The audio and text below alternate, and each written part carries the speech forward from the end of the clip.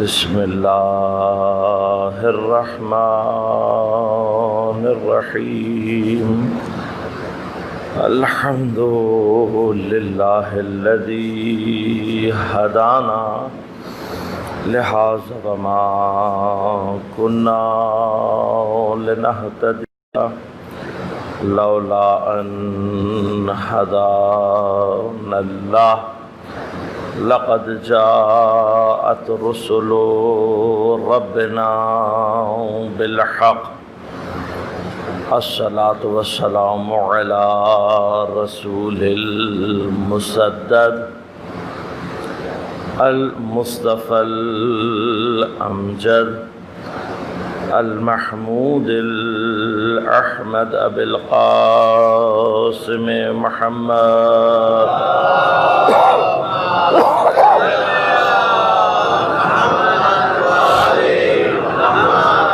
والصلاة والسلام على أسد الله الغالب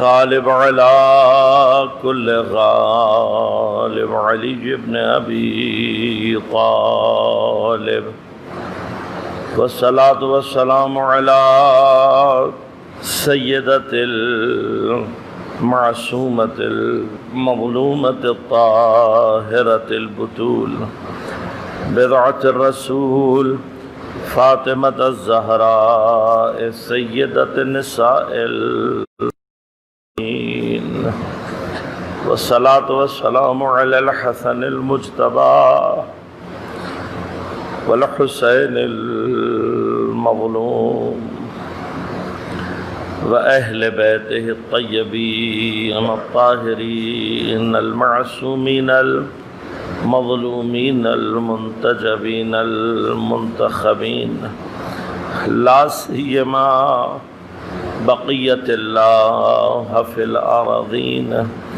روحي وأرواح العالمين لتراب مقدمه الفداء ولعنة الله على أعدائهم أجمعين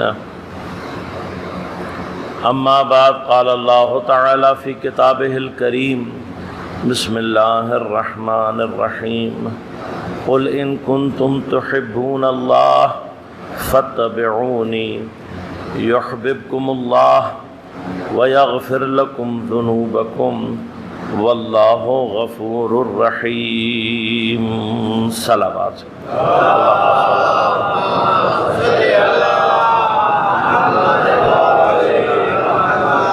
مومنین کرام، سامعین محترم، عزاداران امام مظلوم،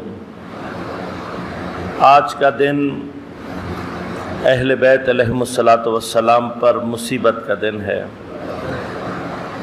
آج کا دن محبین اہل بیت علیہم السلام پر مصیبت کا دن ہے۔ آج کے دن حقیقی تعزیت اور پرسہ امام زمانہ علیہ السلام کی خدمت میں پیش کرنا ہے، رسول کی خدمت میں، مولا کائنات کی خدمت میں، جناب زہرا اور دیگر ائمہ کی خدمت میں پرسہ پیش کرنا ہے۔ میں چند ایک مطالب صرف مقدمتاً عرض کروں گا۔ آپ کی خدمت میں عرض کیا کہ اللہ سے محبت ایمان ہے، بنیاد ایمان کی اسی محبت پر ہے۔ اگر اللہ کی محبت نہ ہو تو اصلاً انسان ایمان کے مرحلے میں داخل نہیں ہوتا، عمل اس کے بعد کا مرحلہ ہے۔ اللہ کی اس محبت کا واحد راستہ محبت محمد و آل محمد کے راستے سے ہے، اس کے علاوہ کوئی اور راستہ ممکن ہی نہیں۔ لہذا اس اعتبار سے بھی اور قرآن اور روایات سے بھی محمد و آل محمد کی محبت واجب ہے، اور اس محبت کے لیے میں نے عرض کیا تھا چونکہ اللہ کے تمام کلمات، تمام اسماء اور تمام کمالات کا ظہور اہل بیت علیہم السلام سے ہوتا ہے تو جو ان سے محبت کر لے وہ خود بخود اللہ کا محب اور عاشق ہو جاتا ہے۔ ہمارا کام کیا ہے؟ ہمارا کام ہے محمد و آل محمد علیہ السلام سے محبت کرنا، اور اگر ہم اس میں کامیاب ہو گئے تو ہم خدا تک پہنچ جائیں گے۔ اہل بیت کی محبت کا کم ترین آثار میں سے ایک اثر کیا ہے؟ ابھی ایک بزرگوار مجھ سے پوچھ رہے تھے، سوال کیا انہوں نے کہ اہل سنت کے ہاں یہ بات اس وقت ان کے ہاں حلقے میں موجود ہے کہ جو اس وبا سے، کرونا سے مر گیا وہ شہید ہے۔ دیکھیے، شہادت کا جو کانسیپٹ ہے دین میں، وہ بنیادی طور پر شہادت موت کا نام نہیں ہے، بلکہ شہادت ایک سپیریئر لائف کا نام ہے۔ اس زندگی، اس لائف، اس حیات سے سپیریئر ایک اور حیات ہے، اس حیات کا نام شہادت ہے۔ اور یہ شہادت ہمارے پاس کیسے حاصل ہوگی؟ اس کے تمام راستے یا قرآن بتائے گا یا پیغمبر۔ پیغمبر نے جو راستے بتائے ہیں ان میں سے جو اہم ترین راستہ ہے وہ کیا ہے؟ فرمایا من مات علی حب آل محمد مات شہیدا، کہ جس کے دل میں بھی اہل بیت کی محبت ہوگی اور وہ مر گیا تو وہ شہید ہے۔ لہذا محبان اہل بیت علیہم السلام کو یہ سوچنے اور فکر کرنے کی ضرورت نہیں ہے کہ ہمیں کب اور کہاں اور کیسے موت آنی ہے۔ اگر اہل بیت کی محبت دل میں ہوگی، جب بھی اور جہاں پر موت آئے گی شہادت ان کا مقدر ہے۔ لہذا انہیں پریشان ہونے کی اس اعتبار سے ضرورت نہیں ہے، بس دل میں اہل بیت علیہم السلام کی محبت ہونی چاہیے۔ اب تمام اہل بیت علیہم السلام میں امام حسین علیہ السلام کو جو مقام اور منزلت حاصل ہے وہ آیات اور روایات سے بہت واضح ہے۔ لہذا امام حسین کی ایک اسپیشلٹی کیا ہے کہ فرمایا اِنَّا لِلْحُسَيْنِ حَرَارَةٌ فِي قُلُوبِ الْمُؤْمِنِينَ لَا تَبْرُدُ أَبَدًا۔ حسین علیہ السلام کے لیے مومنین کے دل میں ایک عجیب سی حرارت ہے، ایک عجیب سی گرمی ہے کہ لا تبرد ابدا، یہ گرمی کبھی بھی خاموش ہونے والی نہیں ہے، ٹھنڈی ہونے والی نہیں ہے۔ اس حرارت سے ہمیشہ مومنین کے دل گرم رہیں گے۔ لہذا عجیب نام ہے حسین کا، لبوں پر آتا ہے تو آنکھوں سے اشک خود بخود جاری ہو جاتے ہیں، لیکن محبت حسین کا اثر کس قدر قیمتی محبت ہے یہ۔ فرمایا کہ حسین کے غم میں اگر مچھر کے پر کے برابر بھی آنسو تمہاری آنکھ سے نکل کر تمہارے رخسار پر ڈھلک جائے تو اس آنسو کی اتنی قدرت ہے کہ یہ جہنم کی آگ کو بجھا دیتا ہے۔ علامہ ہلی کے واقعات میں سے جن میں سے آپ نے امام کی حضور میں ایک شرف پایا ملاقات کا، اور اس حالت میں کہ آپ جانتے نہیں تھے کہ یہ امام ہے۔ واقعہ طویل ہے، میں زیادہ تفصیل میں نہیں جاؤں گا۔ علامہ کے دل میں کچھ روایات سے متعلق سوال تھا، اور ایک سوال یہ بھی تھا کہ ایک آنسو کا قطرہ اور جہنم کی آگ کو بجھا دے۔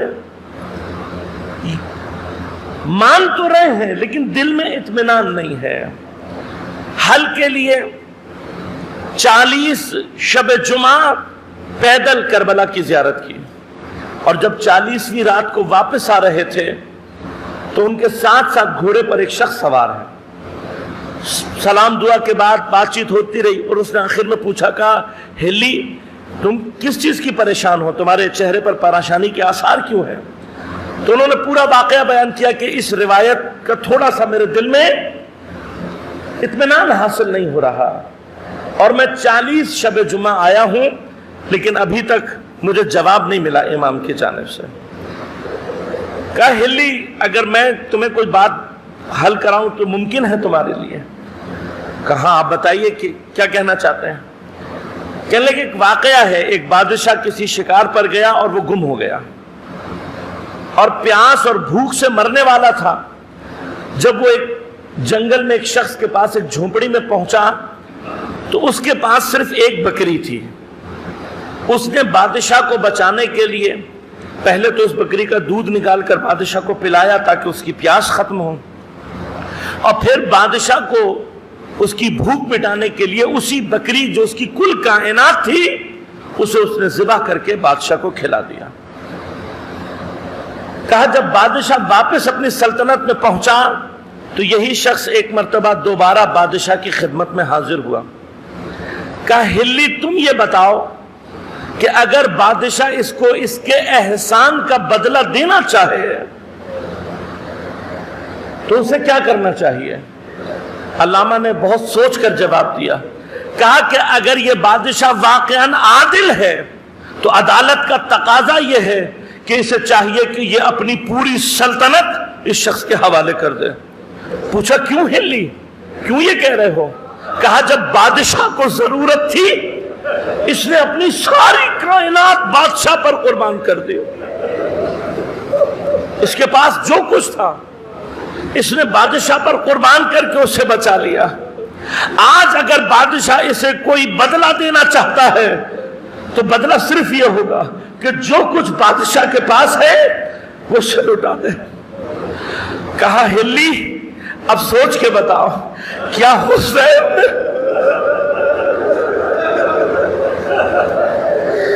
حسین نے خدا کی خدائی کو بچانے کے لیے کربلا میں کسی چیز کی کمی کی، یا حسین نے اپنا سب کچھ لٹا دیا؟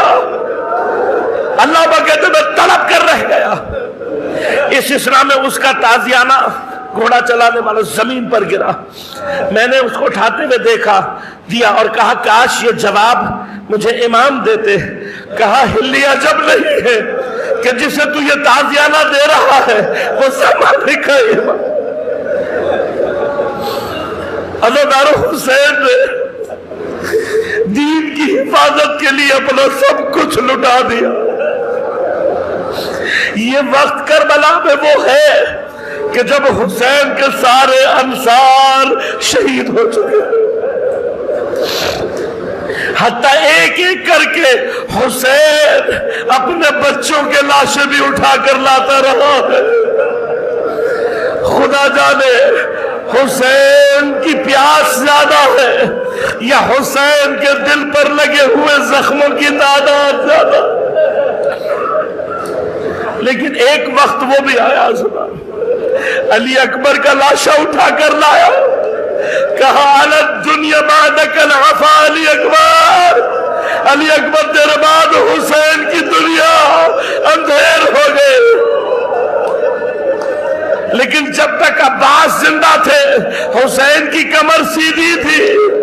بس عزادارو جس وقت عباس کربلا میں فرات کے کنارے شہید ہوئے، ایک مرتبہ کمر تھام کے کہا الآن ان کا سارا ظاہری۔ عزادارو جب تک عباس موجود تھا کسی کی آس نہیں ٹوٹی تھی، لیکن عباس کی شہادت کے بعد حسین بھی بے آس ہو گئے، زینب بھی بے آس ہو گئے۔ لیکن جانتے ہو عزیزو کس نے حسین کو سب سے زیادہ شکستہ کیا؟ وہ حسین کے 6 مہینے کا بچہ۔ راوی کہتے ہیں کہ جب حسین پشت خیمہ اپنے امی اصغر کو دفنا چکے اور آخری رخصت کے لیے خیمے میں تشریف لائے تو خدا جانے علی اصغر کی شہادت میں حسین کو کتنا توڑ دیا تھا کہ بیویاں ایک بار حسین کو پہچان نہ سکی۔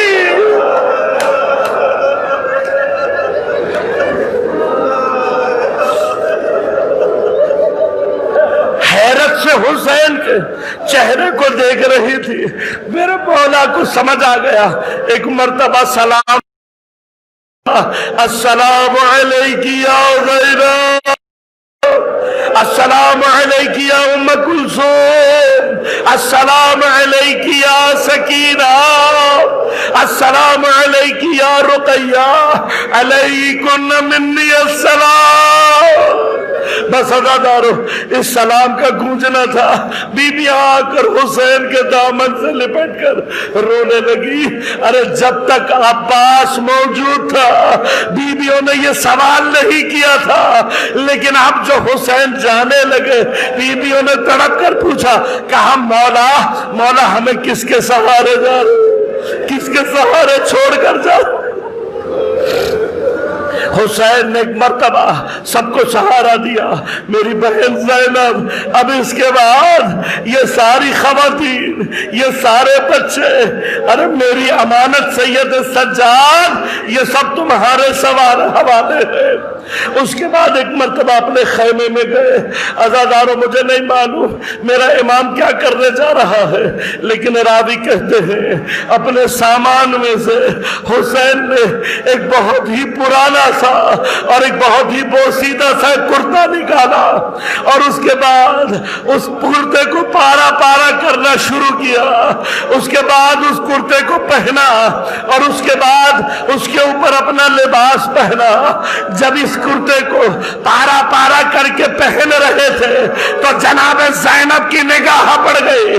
एक मर्तबा आकर पूछा, भैया ये पोशीदा लिबास किस लिए पहन रहे हो? कहा, ज़ैनब तुझे मालूम नहीं, अरे ये अश्किया मेरी शहादत के बाद अरे मेरे बदन पर लिबास रहने नहीं देंगे, ये फटा हुआ पहन रहा हो, शायद इसे बेअर्जिश समझकर कोई छोड़। बस हुसैन की आखिरी रुखसत का वक्त है, हुसैन की विदा का वक्त है। एक मर्तबा अपने घोड़े के नजदीक पहुंचे और घोड़े पर सवार होना चाहते हैं, लेकिन एक मर्तबा हसरत से गंजे शहीदा की जानिब देखा। शायद आवाज देकर कहना चाहते हो, अरे कहाँ है वो जवान जो हुसैन के घोड़े की लगाम को थामते थे? कोई हुसैन की घोड़े की रकाब को थामता था, कोई हुसैन को सहारा देकर सवार करता। अभी हसरत से देख रहे थे। जनाब ज़ैनब आगे बढ़ी, बढ़कर कहा, भाई आज ज़ैनब तुम्हें सवार कराएगी। हुसैन अपने जुल्जनाह पर सवार हो गए। बस अज़ादारों चाहते हैं हुसैन कि रुखसत हो। अपने घोड़े को एक मर्तबा हरकत का इशारा किया, लेकिन हुसैन का जुल्जनाह हरकत नहीं कर रहा, हुसैन का घोड़ा हरकत नहीं कर रहा।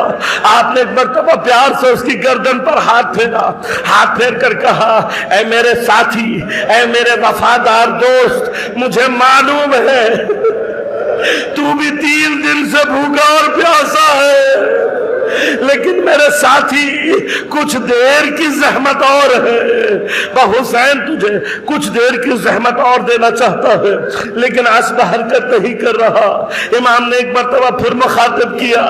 इस मर्तबा उसने अपनी गर्दन को जमीन की तरफ किया। इमाम ने अब जो नीचे की जानिब देखा, देखा 4 साला बच्ची सुमो के सामने बैठी हुई है। एक मर्तबा घोड़े से उतरे, सकीना को सीने से लगाकर हुसैन ने प्यार किया। मुझे नहीं पता हुसैन ने सकीना को कैसे विदा किया, लेकिन जब हुसैन खैमों से निकले तो सारी बीबियां दरवाजे पर बैठकर हुसैन का इंतजार करने लगी कि शायद हमारा मौला वापस आ जाए। बस अज़ादारों, हुसैन ने मैदान में आने के बाद एक खुतबा दिया और खुतबा देने के बाद जब इन अश्किया ने तीरों से उसका जवाब दिया तो आपने एक मर्तबा फौज पर हमला किया। फौज पर हमला करते जाते थे, साथ साथ कहते जाते थे, आओ ऐ अश्किया, उसकी जंग देखो जिसका अकबर शहीद हो गया, उसकी जंग देखो जिसका अब्बास शहीद हो गया, उसकी जंग देखो जिसकी कमर तुमने तोड़ दी।